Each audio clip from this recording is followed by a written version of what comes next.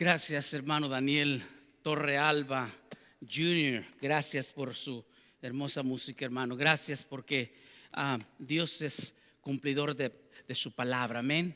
Dios no es hombre para que mienta, ni hijo de hombre para que desmienta. Hoy es un día muy especial y se lo voy a decir por qué. Hoy esta mañana entramos al templo y había exactamente 200 personas. Y curiosamente, cuando yo llegué al pasillo principal, lo cual es la entrada de nuestro templo, me doy cuenta que curiosamente yo, su servidor, su pastor, fui el número 200 al entrar en esa puerta. Y quiero decirle que la ley nos requiere que no podemos exceder más de los 200. Y yo entré, como decimos muchos, de panzazo. Llegué, pero a la carrerita. Y curiosamente mi esposa se quedó en la puerta y decía a mi esposa, apúrate porque eres el número 200. Y le dije yo, ¿a qué te refieres? Y ya cuando hablaba con el varón que estaba al frente de la puerta dirigiendo a las personas, me dijo, pastor, usted es el número 200, gracias por entrar, ya iba a cerrar las puertas. En otras palabras, si la ley entrara a nuestro templo y nos mirara que pasamos el cupo de más de 200, nos meteríamos en problemas porque la ley dice que solamente 200 personas podríamos estar juntas. Y hoy no es la excepción decir que habemos un buen grupo de hijos del Señor aquí juntos. Gracias por estar con nosotros. Gracias por los que nos escuchan y los que nos miran por vía YouTube, por los que nos miran por Facebook y aquellos que nos escuchan en la radio. Gracias, hermanos. Les amo en Cristo, quisiera abrazarlos y darles la mano, estrecharlos, pero estamos hoy limitados. Dios me les bendiga. Recuerde, yo mencioné algún tiempo atrás que nadie nos ha prohibido predicar la palabra. Hoy tenemos un buen grupo de hermanos en nuestro templo de habla hispana y quiero darle las gracias, hermanos, por estar con nosotros. Amén. Pero quiero decirles algo muy especial. Hoy se nos llamó la atención porque no querían que se nos olvidara una parte muy esencial de nuestro servicio. Y me dijeron, pastor, hay una persona que cumplió años en el templo hoy, que se llama Raquel Martínez, quien cumplió 7 años. Yo no sé si usted sabe quién es, tal vez no lo sepa, ¿verdad? ¿Quién es Raquel Martínez? Raquel Martínez es una linda hermana que yo le llamo la esponjita. Yo le llamo, por decirlo así, la SpongeBob. Porque ella ha absorbido muchos momentos difíciles en los cuales su mami pasó. Y ella siempre estuvo al lado de su madre. Ella estuvo confortando el corazón de su madre cuando su madre estaba pasando momentos muy difíciles con su hijo. El hermano de Raquel, que es más pequeño, estaba en el vientre de su madre sufriendo consecuencias muy difíciles. Hermana Raquel, Dios te bendiga. Gracias por ser la esponjita y gracias por ser la que confortó el corazón de tu madre cuando más te necesitaba. Hermano Fausto, hermana Erika, Dios me les bendiga y gracias por darnos el privilegio de estar con nosotros. Amén. También quiero mencionar esto porque es importante. Queremos elevar nuestras oraciones a la familia Macías, ya que perdieron a un hermano, quien se llama Alejandro Macías en México, murió. Y queremos orar por ellos para que el Espíritu Santo levante sus corazones y que el Señor les dé fortaleza. También quiero recordarles que tenemos en oración a nuestra hermana Rosa Barahona, quien acaba de salir de momentos muy difíciles. Le acaban de remover sus tubos y ella ahora está respirando por sí sola. Y le ruego que estemos en oración para que el Señor la libere totalmente y la sane totalmente para que ella glorifique el nombre de su Señor. Amén. Nuestro hermano Bernardo Pimentel, que se encuentra en Tamazula, Jalisco, México, también nos pide oración por su mami, quien se encuentra delicadita de salud. Su madre, quien es una persona ya mayor, sufre de algunas enfermedades y ruega que todos nosotros nos pongamos en oración por ella.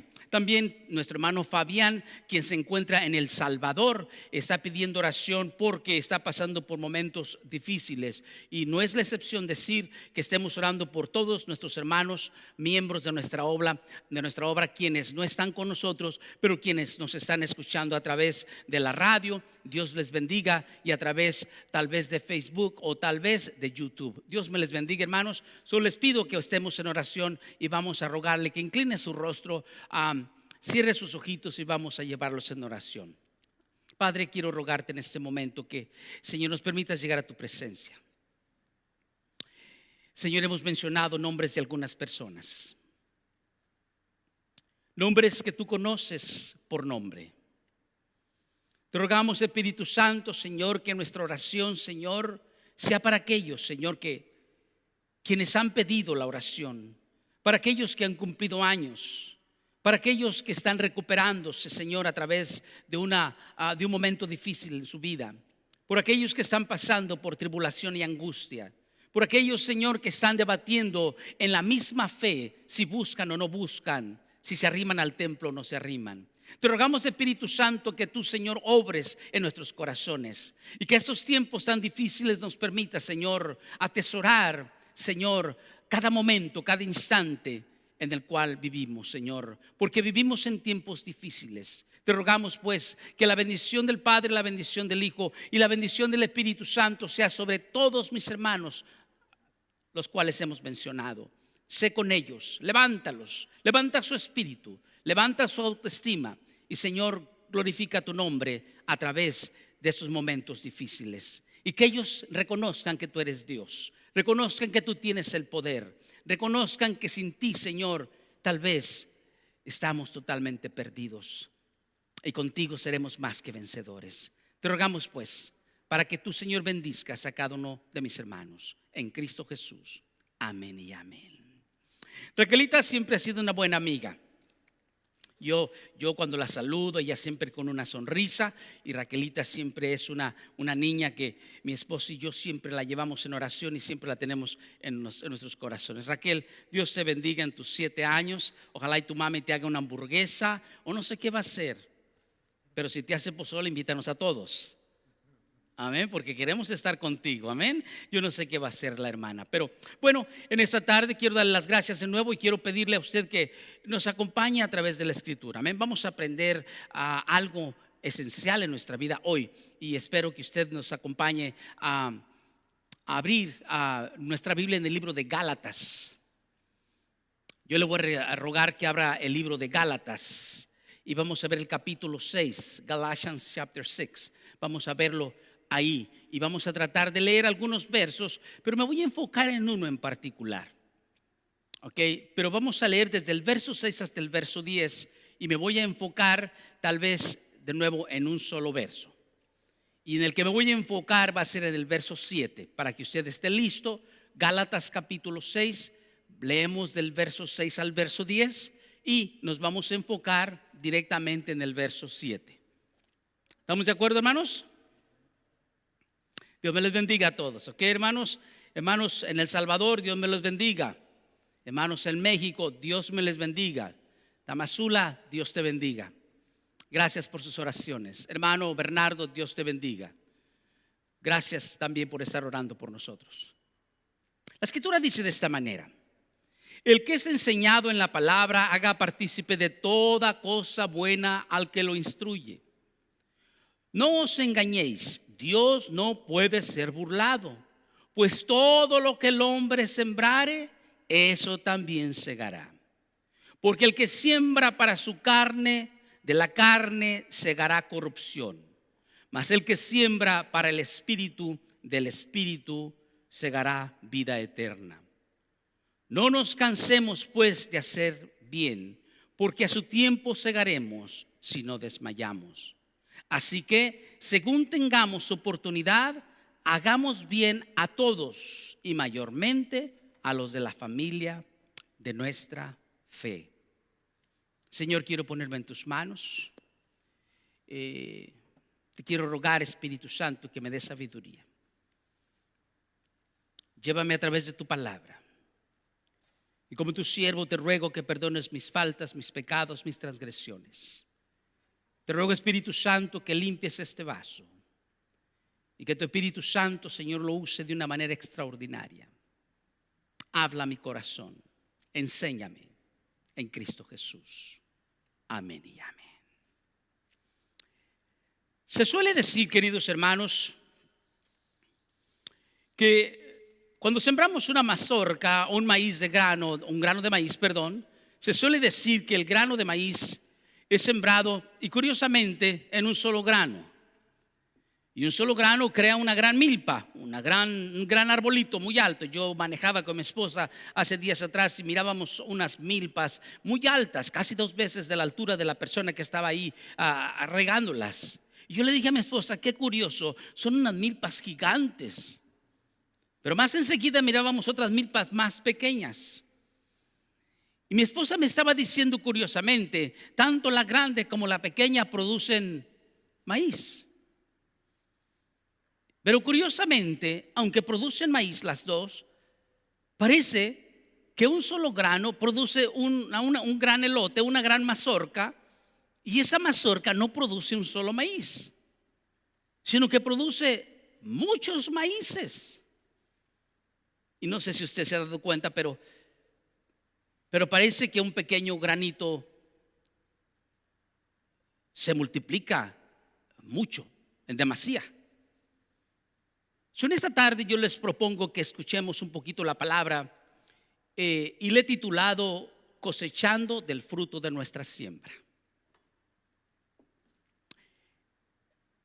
Se dice que el apóstol Pablo, al escribir en Gálatas, habló directo y con palabras determinantes, palabras firmes, palabras que podemos encontrar en la Biblia, pero Pablo parece que aquí habla de una manera directa, de una manera que no podemos nosotros fallar al entender.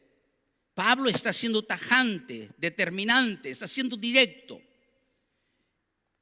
Pablo está hablando con una palabra franca, muy franca. Fíjese lo que dice en el verso 6.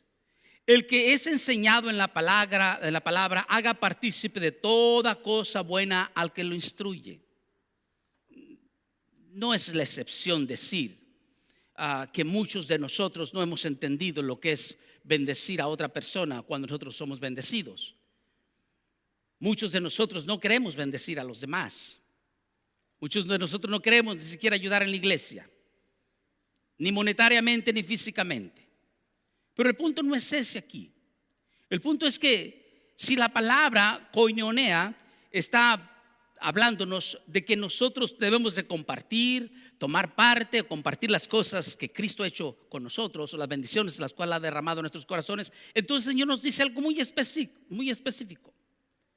Y nos dice que en ese mismo ámbito de las relaciones entre cristianos debemos entender que hay muchos cristianos que reciben un servicio espiritual. Todos nosotros cuando vamos a un templo siempre esperamos que la palabra sea predicada y nuestra vida espiritual va creciendo. Pero vemos muchos hermanos que no sentimos la necesidad de ayudar materialmente a aquellos que dedican el tiempo a prepararse para enseñar la palabra de Dios.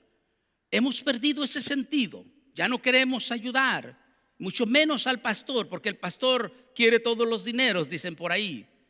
El pastor se hace rico de los oyentes, y los oyentes están haciendo rico a un individuo que ni siquiera trabaja. Yo le diría que tuviera cuidado cuando dice esas palabras, porque no es correcto decir eso. Las escrituras dicen claramente que debemos compartir lo que materialmente hemos recibido de Dios con todos aquellos que nos instruyen en lo que Dios quiere enseñarnos a través de sus siervos.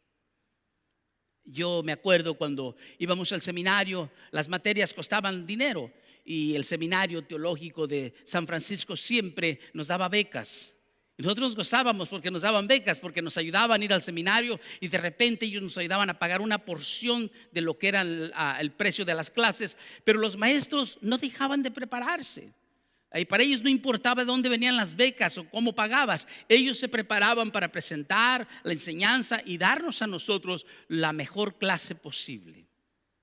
Yo recuerdo en el seminario que yo era muy preguntón y hasta que un día me dijo el pastor, nuestro hermano James Page, me dijo: Neftalí, tú tienes que ser capaz de buscar ya tu propia información. Ya tienes muchos años en el evangelio y debes de ser tú capaz de buscar cómo crecer y contestar tus propias preguntas con la palabra. Me dio un gran revés, me enseñó muchas cosas y eso me arrastró a mí a tener que estudiar más y a tener que buscar las respuestas por mi propia cuenta. Sin embargo, no puedo quitar el dedo del renglón en pensar que él fue una de las personas que me enseñó mucho cómo estudiar la palabra. Nuestro hermano Agustín Salazar, gran hombre, un hombre muy sabio, un hombre muy humilde que me enseñó también la palabra. Nuestro hermano Daniel Sotelo, nuestro hermano fue un gran hombre. Nuestro hermano Elliot Smith, fueron grandes hombres que se preparaban a conciencia y nos enseñaban la palabra. Yo no creo que ningún siervo de Dios quien enseña en una iglesia como maestro, como líder, ya sea que predique, ya sea que tenga una clase, yo no creo que se prepara simplemente por prepararse. Se prepara con un propósito, y el propósito es enseñar las ovejas del reino de los cielos. Nosotros tenemos algo que pensar en esto. Tenemos que meditar en algo más profundo. Si el siervo de Dios se prepara, hágalo merecedor de las bendiciones que Dios ha derramado en sus vidas. Porque qué hermoso es saber que el músico toca, y de repente cuando el músico toca, él también tiene una vida que vivir, y a veces necesitamos nosotros apoyarlo, ya sea monetariamente, ya sea materialmente, con lo que el Señor ponga en su corazón, pero hágalo partícipe de sus bendiciones. Pero brincando al verso 7, encontramos algo muy importante. Encontramos un pasaje muy destacado de las Escrituras que pensamos, o que yo pienso que es muy necesario considerar en la actualidad, en el día de hoy en el que vivimos. Y note usted lo que dice el verso 7. Cuando Pablo sigue hablando en el verso 7, dice estas palabras: no os engañéis, Dios no puede ser burlado. Todo lo que el hombre siembre, esto también segará. Nosotros pensamos que en la esfera moral, es decir, en la esfera de lo honesto, podemos aplicar este verso. Porque aquí tenemos uno de esos pasajes, aunque parecen difíciles, tienen un tremendo mensaje a la moral de nosotros como seres humanos. Pero esto es un principio.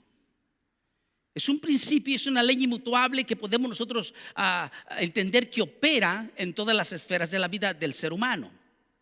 Por ejemplo, vamos a usar algunos ejemplos. Notemos esto.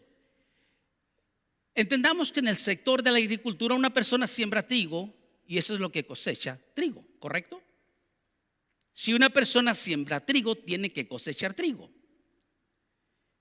Puede sembrar arroz y entonces debe de cosechar arroz. Usted nunca puede, en ningún momento puede conseguir peras de un almendro, porque son totalmente dos árboles diferentes. Pero el principio en sí que tenemos entonces es que todo lo que usted siembra, eso es lo que va a cosechar.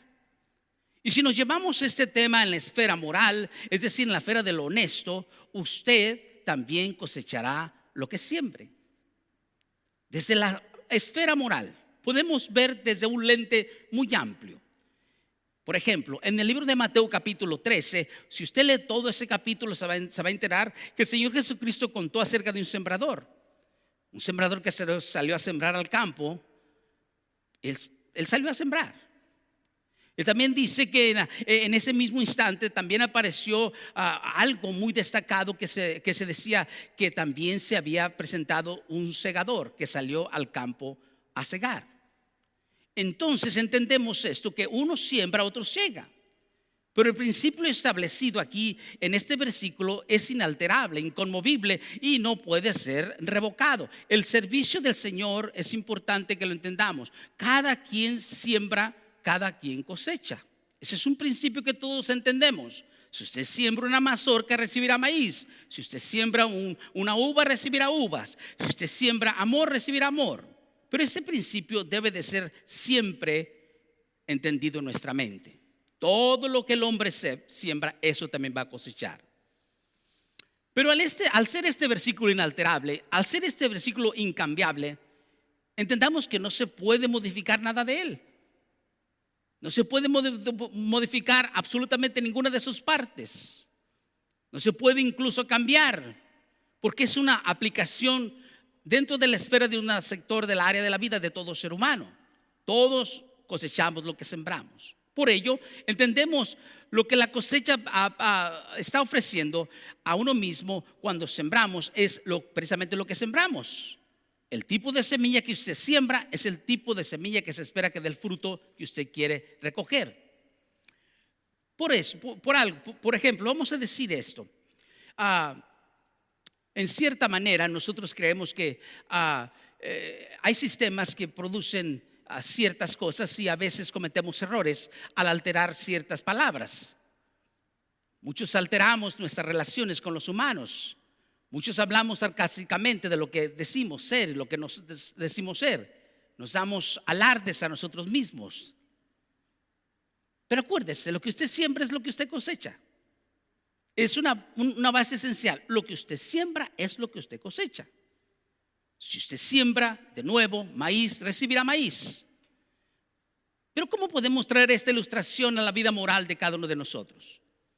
Bueno, vamos a proponerle a usted la idea de que vayamos a entender algunos principios en la Biblia dentro de la vida moral. En otras palabras, desde el agricultor hasta nuestra vida personal. En nuestra vida moral, ¿cómo podemos implementar este concepto de sembrar y cosechar? Vayamos a entender un poquito sobre nuestra vida moral. Por ejemplo, en Génesis capítulo 27, si usted lee todo el versículo, entenderá que la primera ilustración la tomaremos de Jacob y Esaú, cuya historia está relatada ahí totalmente. Usted recuerda que Jacob, siendo hermano menor de la familia, se disfrazó de tal manera que pareciese su hermano mayor. Ya que Esaú era un hombre velludo, aquel fue y hizo uso del engaño mismo para poder recibir la bendición que le correspondía al hijo mayor. ¿Qué hizo Jacob? Jacob fue y cubrió sus manos y brazos con pieles de cabrito y se vistió con las ropas de Esaú, y de esa forma logró engañar a su padre. En la vida moral, a veces usamos el mismo engaño para salirnos nosotros con la que queremos salirnos. En otras palabras, como decimos en el mundo, nos salimos con la nuestra. Jacob hizo trampa. Y al hacer trampa, el hombre pensó: si yo voy y me visto como mi hermano y le pido la bendición a mi padre, entonces me la va a dar. Usó el engaño para poder sustraer lo que no le pertenecía. Pero el engaño no duró mucho. Al descubrirse el engaño ante la relación de venganza, Esaú tuvo que huir del hogar y se fue a vivir con su tío Labán. ¿Se acuerda la historia? En un principio pareció que se había salido con la suya al engañar a su padre con un abuso totalmente abierto. Pero Dios dijo: todo lo que el hombre siembre, eso también segará.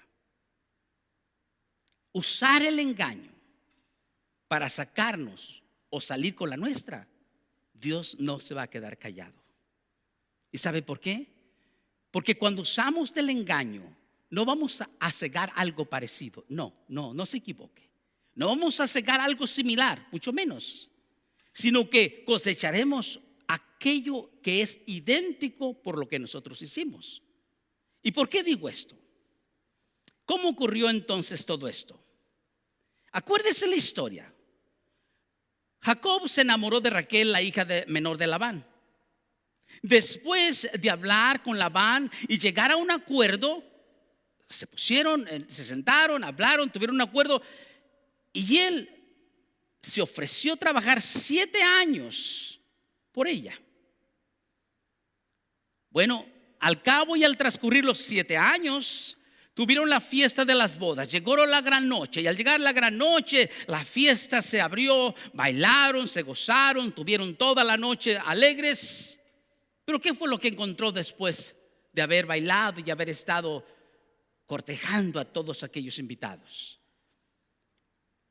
Ocurrió que la novia no era Raquel, no era la hija menor de Labán, sino que fue Lea, la hija mayor, que no era tan hermosa como Raquel.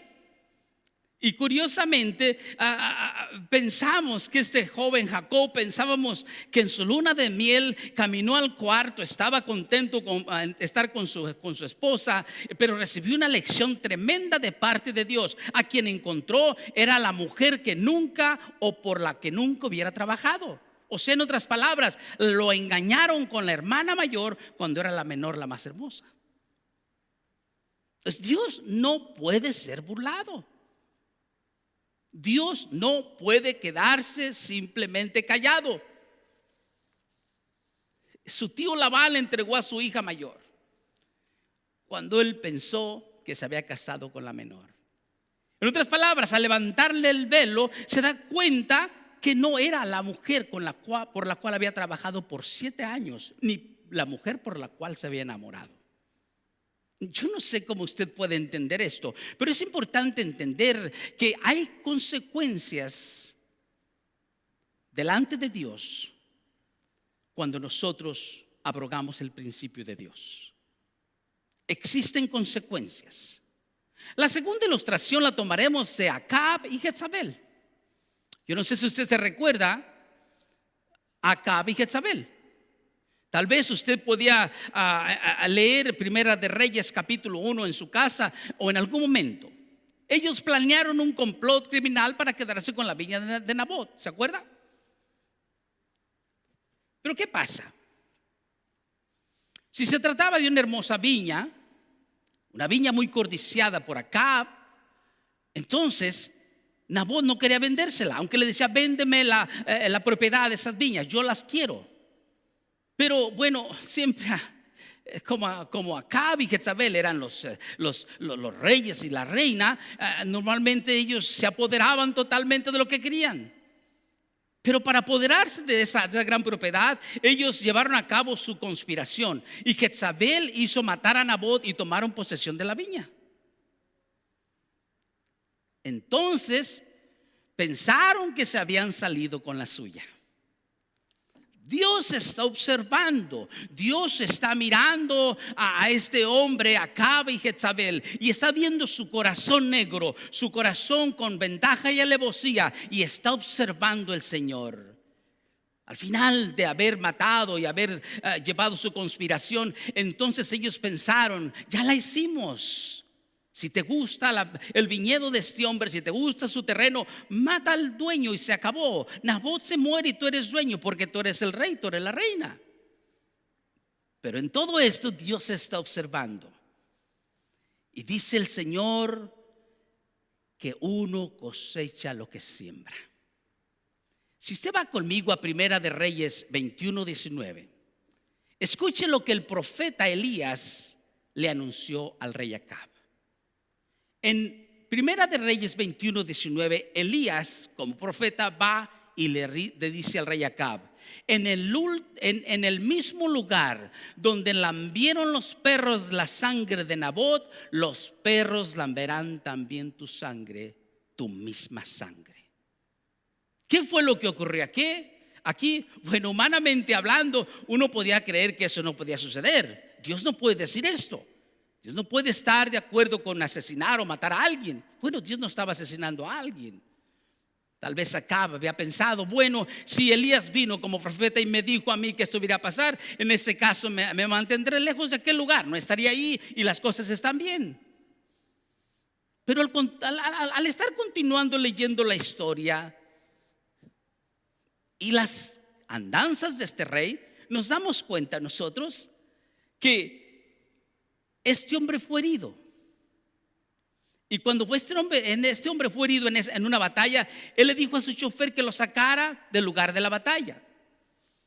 Mientras lo hacía, dice la historia, la sangre de sus heridas caía sobre el costado del carro. Así que después de la batalla, su cuerpo fue trasladado a Samaria, y allí, en el estanque de la ciudad, llevaron al carro y los perros lambieron la sangre del rey.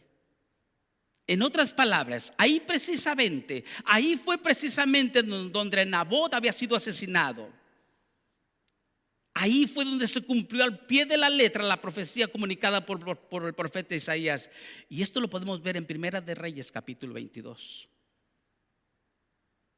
Dios no puede ser burlado, hermanos. Dios no puede ser burlado. Todo lo que el hombre siembra, es lo que va a cosechar. Dios no está con el ojo cerrado. No piense usted que Dios está dormido.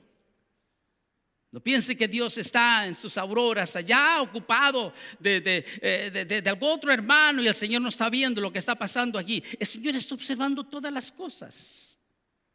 Todo lo que el hombre siembra, eso va a cosechar. Pero tenemos una ilustración más.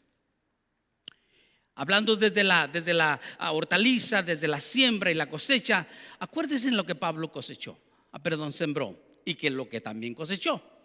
Bueno, acuérdense que el apóstol Pablo estuvo presente en la muerte de Esteban, quien fue el primer mártir de la iglesia cristiana. Acuérdese usted bien lo que pasó. Algunos dicen que Pablo fue el promotor de esa ejecución. Pablo estaba presente. Pablo tenía cartas de los mismos magistrados para perseguir a los hijos de Dios. Y Esteban fue muerto a pedradas. Pero bien, pensemos que así pasó. Pablo estuvo en la muerte de Esteban, quien fue apedreado. Pablo estuvo allí presente. Pablo tal vez fue el primer hombre que promovió el asesinato a pedradas de este siervo. Pues bien, si pudiéramos pensar y parar la historia, estuviera bien. Pero después de su conversión en el camino a Damasco, hablamos de Pablo, cuando fue a visitar la ciudad de Listra y Derbe en el país de Galacia, fue apedreado. Y eso lo encontramos en Hechos capítulo 14, verso 19. Mire, entonces vinieron unos judíos de Antioquía y de Iconio, que persuadieron a la multitud, y habiendo apedreado a Pablo, lo arrastraron fuera de la ciudad pensando que estaba muerto. Alguien pudo haber pensado, y tal vez usted piense de esta manera, por haberse convertido a Pablo a Cristo y ser perdonado de sus pecados, Pablo no iba a cosechar lo que había sembrado en ningún momento. Pero escuche bien lo que dice la palabra. Dios estableció que el hombre que siembra algo va a cosechar también algo. Yo con esto puedo decir que ya hemos visto que ese principio permanece vigente hasta el día de hoy. Ese es un principio que está vigente hasta el día de hoy, porque eso ha sido cierto en muchas personas. Un gran conocedor dijo: porque nuestra vida está en una hoja seca y sin vida. Los frutos de las flores del amor ya han pasado, pero el gusano, la llaga y el dolor son para nosotros, son para mí. Yo fui joven en algún momento, hice tantas atrocidades, hice tantas cosas, mentí muchas veces, y ahora el fruto de las flores y el amor ya han pasado. Ya no tengo esa fortaleza, pero ahora el gusano me espera, la llaga está en mí, el dolor es solamente para mí. Yo he hecho muchas atrocidades, y como he hecho muchas atrocidades, estoy pagando mi propia deuda. Había un momento, una historia de un predicador, quien antes de su conversión era un alcohólico. Este predicador visitó una iglesia, predicó durante una noche, otra noche, la tercera noche salió el grupo con él y fueron a comer a un restaurante. En el restaurante algunos pidieron tacos, otros pidieron tortas, otros pidieron cafecitos, otros pidieron sodas, otros pidieron malteadas. Y el pastor, quien predicó, estaba serio y callado. Y le dijeron: ¿por qué usted no pide algo que le guste, algo que le agrade a su paladar? ¿Gusta usted algo diferente que lo que usted que lo que usted desea? O sea, algo que le guste a usted. El predicador dijo: no, yo estoy bien con agua pura, estoy bien con agua natural, no tengo ningún conflicto con ella. Le preguntó: ¿por qué? Usted compre algo, pida lo que sea, nosotros se lo pagamos. La respuesta fue esta: dice, cuando el Señor me dio un corazón nuevo en mi carne, cuando el Señor cambió mi corazón, el Señor no me dio un nuevo estómago. El Señor transformó mi corazón, pero mi cuerpo sigue pagando por todos los años del alcoholismo en el cual yo estaba. Queridos hermanos, queridos amigos que nos escuchan, ahí donde tú me estás escuchando, tu cuerpo tiene marcas del pasado, tu cuerpo tiene marcas de lo que tú has vivido, tu cuerpo es un mapa de lo que tú has experimentado, tu cuerpo tiene marcas y heridas que cuando las miras tú sabes bien lo que hiciste, tu cuerpo tiene marcas incluso cuando eras niño, cuando fuiste golpeado, cuando fuiste arrastrado, tu cuerpo tiene marcas de algo que te sucedió en el pasado. Pero también tu corazón tiene marcas que el mundo te ha dejado, que la gente que te rodea te ha dejado. Ya no buscas a esa persona porque te ha dañado demasiado. Ha habido consecuencias en tu vida por las acciones de los demás. Yo me he preguntado muchas veces, me he preguntado cosas como: ¿por qué el Señor dejaría marcas en nuestros cuerpos para poder recordar lo que sucedió? Así como Cristo dejó sus hoyos en sus manos después de su resurrección, Él pudo haber bajado limpio, totalmente sano de sus heridas, pero las dejó ahí. A veces he pensado que el Señor me recuerda de dónde me ha sacado el Señor. A veces he pensado que el Señor, al sentir mis propias heridas, me hace sentir culpable de que mucho tiempo ignoré su palabra, y por haber ignorado su palabra me había burlado de Dios. Y queridos, Dios no puede ser burlado. Dios no puede ser burlado. Usted pensará que lo que hace es correcto. Usted pensará que lo que usted habla es correcto. Pero nosotros podremos engañar al ser amado, al querido, al amigo, al compadre, al tío, al trabajo, al patrón, a lo que usted quiera. Podremos engañarlos, pero a Dios no se le puede engañar. Porque Dios conoce las intenciones de nuestro corazón. No podemos evadir esa ley universal, ni mucho menos las consecuencias de nuestros pecados. En una clase estábamos teniéndola y alguien dijo: pastor, si el Espíritu Santo vino a mi corazón, entonces yo no pagaré por ningún mal que hice. Señor, perdona nuestros pecados, pero las consecuencias de nuestros pecados no las quita. Y mire usted la historia del rey David. Le costó lágrimas. Sus huesos se estaban deshaciendo en su cuerpo. El hombre estaba enfermo emocionalmente hablando por haber pecado contra Dios, porque es inútil evadir esa ley universal. Las consecuencias del pecado, de los pecados que hemos cometido nos siguen donde quiera que andemos. Todo lo que el hombre siembre, eso también segará. Porque nadie jamás puede engañar a Dios, ni burlarse de Él, ni salirse con la suya. Dios traerá a luz todo lo que hicimos. Dios traerá a luz todo lo que emprendimos totalmente contrario a su palabra. ¿Sabe usted cuánto desearíamos nosotros que los jóvenes de hoy fueran conscientes de la veracidad y la realidad de este principio? ¿Cuánto daríamos nosotros que nuestros hijos fueran conscientes de esta gran verdad y de esta gran realidad de este principio? ¿Cómo quisiésemos nosotros gritarle al oído de nuestros hijos y decirle: ten cuidado cómo estás procesando, ten cuidado cómo estás pensando? ¿Por qué digo eso? Pues porque en la actualidad, hermanos, muchos están usando drogas, entregándose al placer del sexo fácil y de un amor libre, y de todo tipo de compromisos y responsabilidades. Y por supuesto, muchos de nuestros hijos ya han comenzado a cosechar las consecuencias de esa búsqueda insaciable de placer. Usted y yo podemos ver las consecuencias hoy. Usted, querido amigo, querido hermano que me escucha, puede ver las consecuencias el día de hoy. Usted no tiene que morir para ver las consecuencias de lo que hizo. Usted lo puede ver en vida. Y un ejemplo grande lo tenemos en el área donde vivimos, en nuestras vecindades, en nuestros propios hogares. Podemos ver nosotros madres jóvenes sin padres.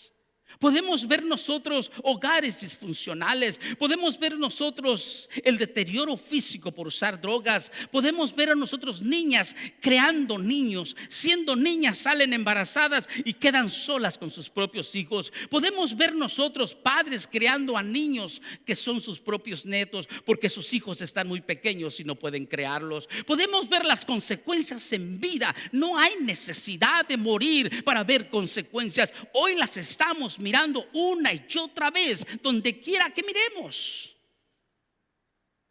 Es triste decirlo, pero si tan solo nuestros jóvenes del día de hoy fueran conscientes de estas verdades, tal vez las cosas podrían cambiar. No pasa mucho tiempo en que usted se da cuenta que la niña salió embarazada y que la niña no tiene padre y que los abuelos tienen que crecer a sus propios hijos. No se requiere de mucho tiempo cuando vemos al jovencito empezar a usar drogas y alcohol. No pasa mucho tiempo cuando los vemos pagar las consecuencias del alcohol y de las drogas. Queridos hermanos, Dios no puede ser burlado, porque nadie, absolutamente nadie podrá burlarse de Dios. Y Dios no puede pasar por alto los principios mismos que Él estableció. Él nos va a llamar a cuentas. Pensando el joven en el placer del pecado, nunca compensará los graves resultados de sus consecuencias. Yo he hablado con personas que me dicen: aunque Dios me castigue, me encanta el pecado. Aunque Dios me castigue, me encanta la cerveza. Aunque Dios me castigue, me encanta el sexo. Aunque Dios me castigue. Queridos, es un grave peligro decir esas palabras, porque no has sentido el dolor de la mano de Dios. En ese instante ni la ciencia misma podrá ayudarte. Ellos no podrán sanarte, porque si la mano de Dios viene contra ti, contra mí, por haber desobedecido esos principios, ni la ciencia misma tendrá el poder para ayudarnos.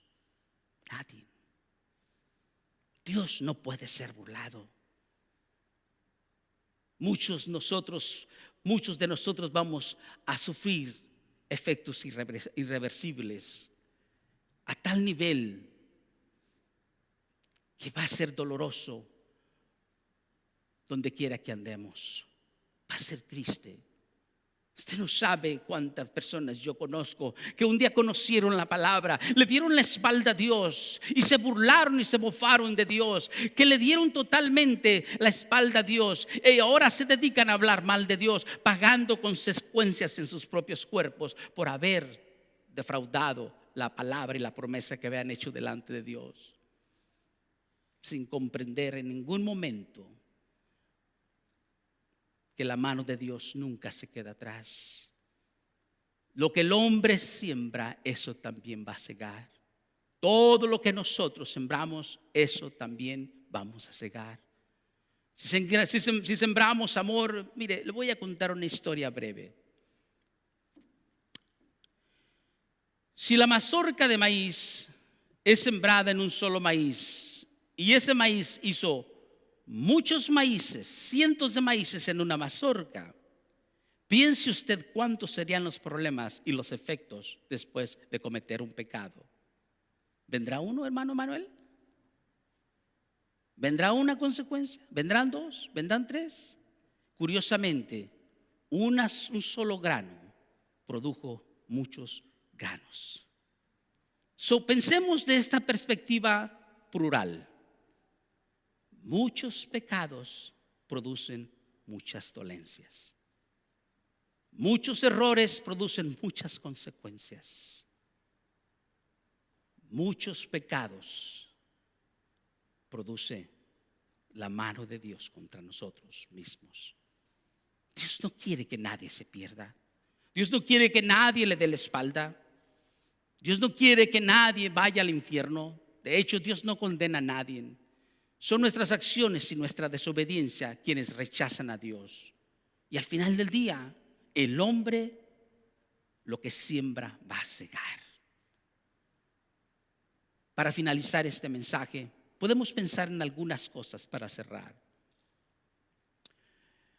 Tal vez algunos de nosotros hemos sido liberados de las drogas.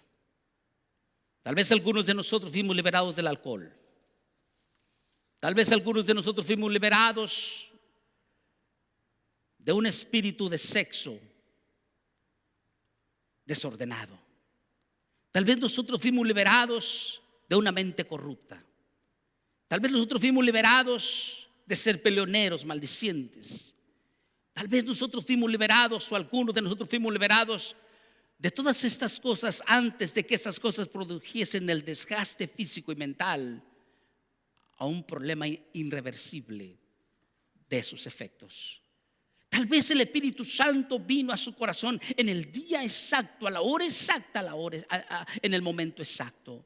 Tal vez el Señor en su bendita misericordia lo rescató a usted. Tal vez solamente Dios quería que usted no sufriera las consecuencias físicas como resultado de sus acciones.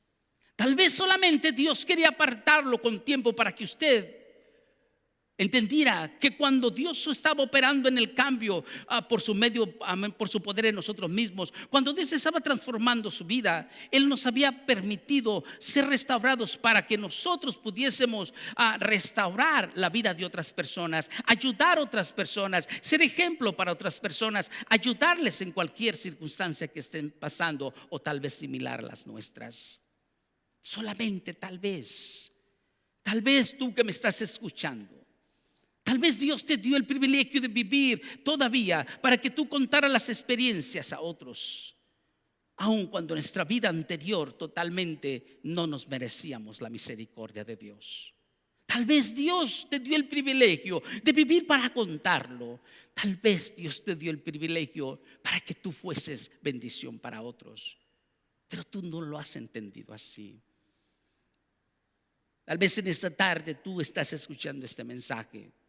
Dios dice en su palabra: todo lo que el hombre siembra, eso también cosechará. Es en la vida de lo moral, en lo honesto, cuando nosotros no somos honestos, cuando nosotros somos deshonestos.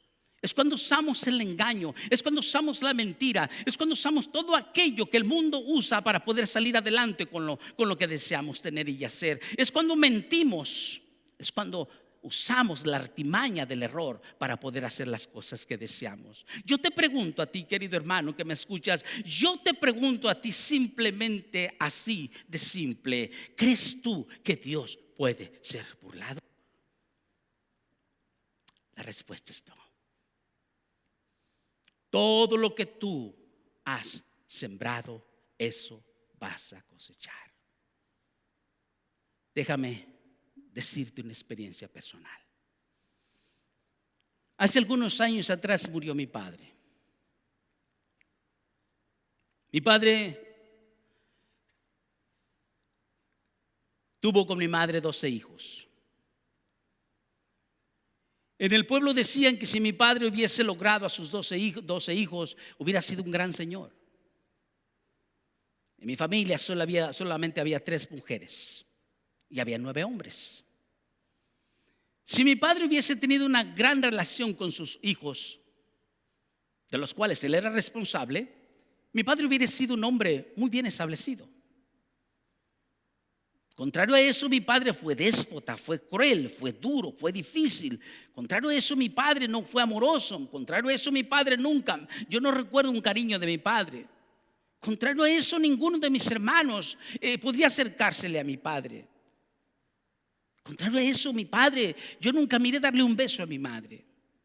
Contrario a eso, mi padre siempre se la dedicaba solamente al trabajo y del trabajo a la casa. Y cuando llegaba del trabajo a su casa era solamente para pelear contra mi madre, pelearse contra mis hermanos. A través del tiempo mi padre empezó a crear en el corazón de mis hermanos una distancia muy grande. Y esa distancia que fue creando mi propio padre lo llevó al punto que cuando él estuvo en el momento de su muerte, había solamente un puñado de 2 o 3 de mis hermanos cerca de él. ¿Por qué? Porque mi padre estaba cosechando, aún después de muerto, lo que él había sembrado. Yo me pregunto, querido hermano, ¿qué es lo que tú estás sembrando como padre en el corazón de tus hijos? ¿Será posible que cuando tú descanses o llegues a morir, tendrás que descansar solo y morir solo sin tus hijos, quienes son el gozo en tu propio hogar?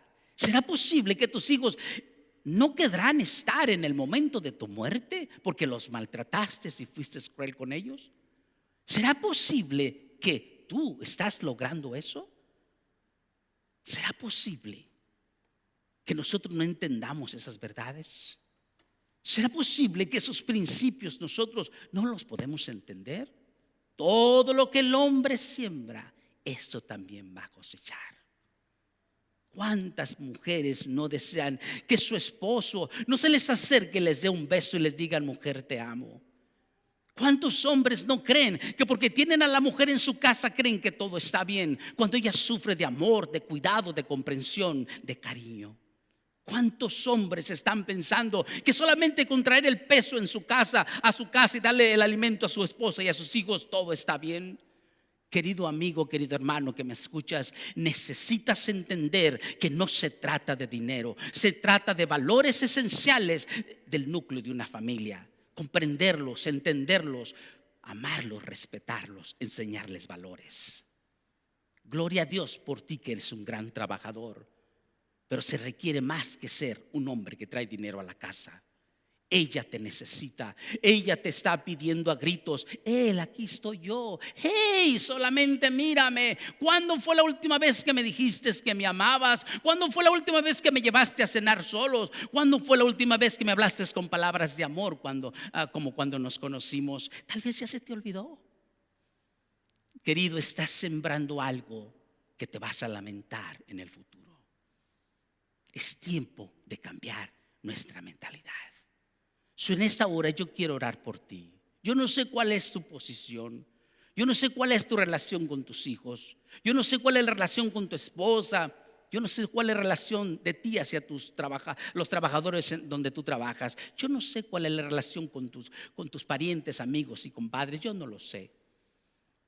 Pero una cosa te voy a decir, y te lo voy a decir con todo el amor que tú te mereces, de mi parte: ve y acorta esas distancias. Ya basta de estarte escondiendo. Ve, arrímate a la persona, ámalo, respétalo, hazle sentir que estás ahí. Acorta esa distancia, arrímate. No pienses simple y sencillamente que porque tienes un problema tienes que despegarte de la persona. Te cuento. Yo fui a la oficina donde dan las placas para los carros. Al estar haciendo línea, estoy observando que la mujer está triste. Es una mujer que conoce a mi esposa, me conoce a mí, pero estoy observando que está triste. Su actitud de ser una actitud alegre, contenta, es una actitud apacible, callada, de pocas palabras. Cuando me tocó el turno, yo me la arrimo y le digo: usted se mira triste, ¿qué está pasando? Dice: aquí no puedo hablar. Le dije: está bien, ¿cuándo podemos hablar? Y me dijo: deje hablar con mi patrona en este instante. Si me deja 5 minutos, con 5 minutos puede hablarle. Que sí, por supuesto. Habló con su patrona y nos fuimos ahí, a un ladito, frente a todo el mundo, pero a un ladito. Y me estaba diciendo: mi esposo me dejó y se acaba de ir. Mi esposo se largó con otra mujer. Y yo le pregunté: pero ¿cómo estuvo eso? Y ella me dice: yo no sé, de la nada se fue, de la nada se acabó todo. Y yo le hice una pregunta: ¿cuál es tu relación con tu esposo? Dice: mire, yo trabajo mucho, yo no puedo estar cerca de él. Él trabaja de noche, cuando yo llego él se va, cuando él se va yo llego.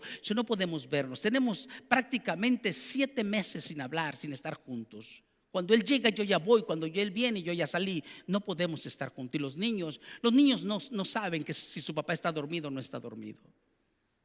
Yo le di un consejo y le dije: ¿qué está haciendo usted para que esto cambie? Y me dijo: no sé qué hacer.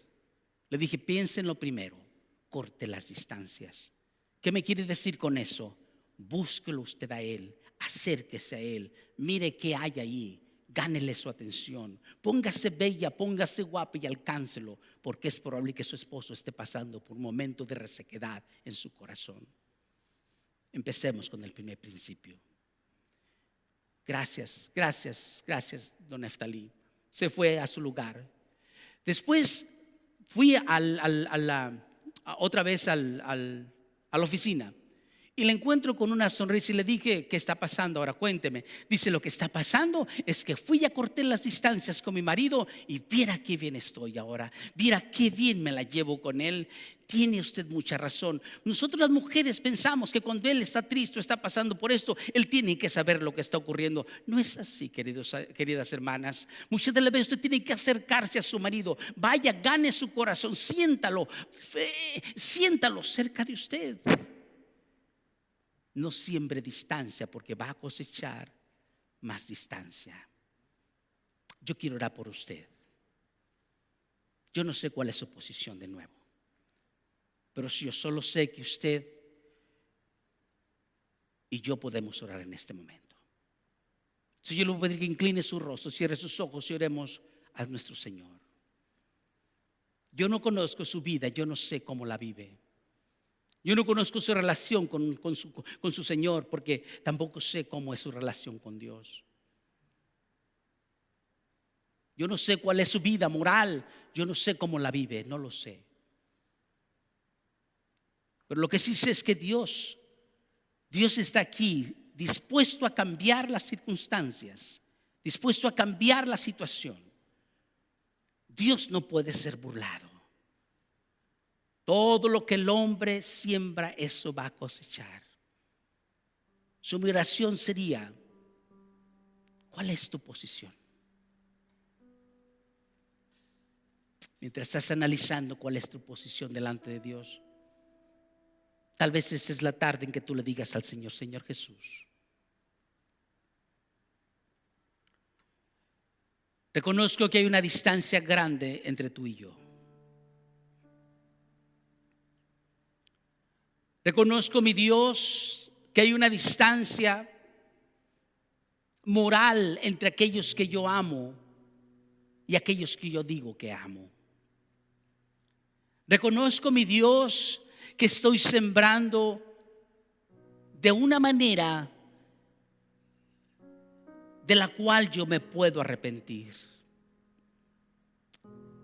Reconozco, mi Dios, que necesito cambiar mi actitud.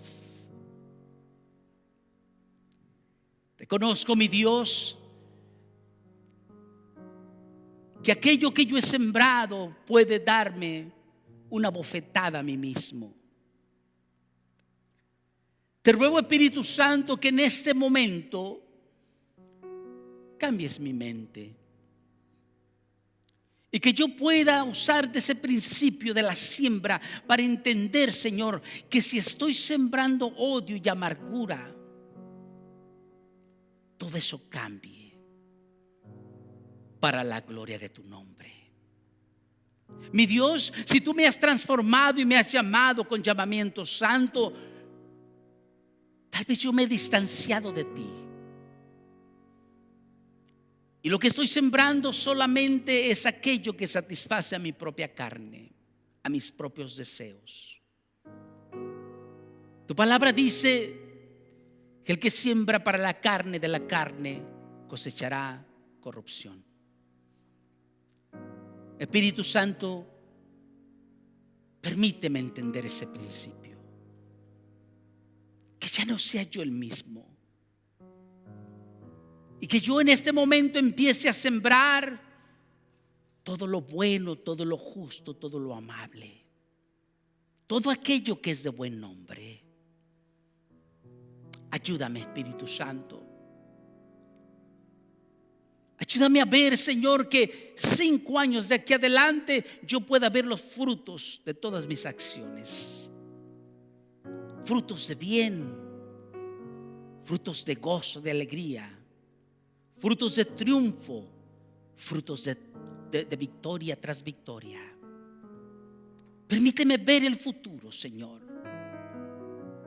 en Cristo Jesús. Te doy gracias. Tal vez tú me estás escuchando ahí y tú tal vez no conoces a Jesús como Señor y Salvador. Tal vez en esta tarde podamos hacer un paréntesis y podamos hablar con nuestro Señor Y tal vez en tu propia honestidad, allí donde tú te encuentras, tú puedas expresarle estas palabras. Señor Jesús, yo no merezco ser tu hijo. Yo no merezco, Señor, recibir las bendiciones que he recibido hasta el día de hoy. Señor Jesús, yo no merezco tener una hermosa familia como la que tú me has dado. Señor Jesús, yo no merezco tener el trabajo que tú me has dado. Señor Jesús, te ruego que me perdones, porque todo lo que he sembrado, mi Dios, es para mi propio egocentrismo, es para mis propios deseos. Y yo hoy más que nunca reconozco que he pecado. Hoy más que nunca reconozco que te necesito. Señor, tu palabra dice que el que a ti viene tú no lo echas fuera. En ese momento pongo mi corazón en tus manos. Pongo todo lo que soy en tus manos. Desde lo más profundo de mi ser, entrego mi corazón a ti. Entrego mis deseos. Entrego todo lo que soy en tus manos. Transfórmame. Lávame con tu preciosa sangre. Y permíteme ser una nueva persona. Señor, al entregar y poner mi corazón en tus manos, quiero decirte que tú seas Señor de mi vida, que tú seas mi Salvador.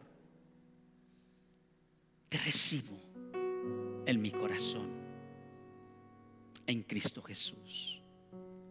Amén y amén.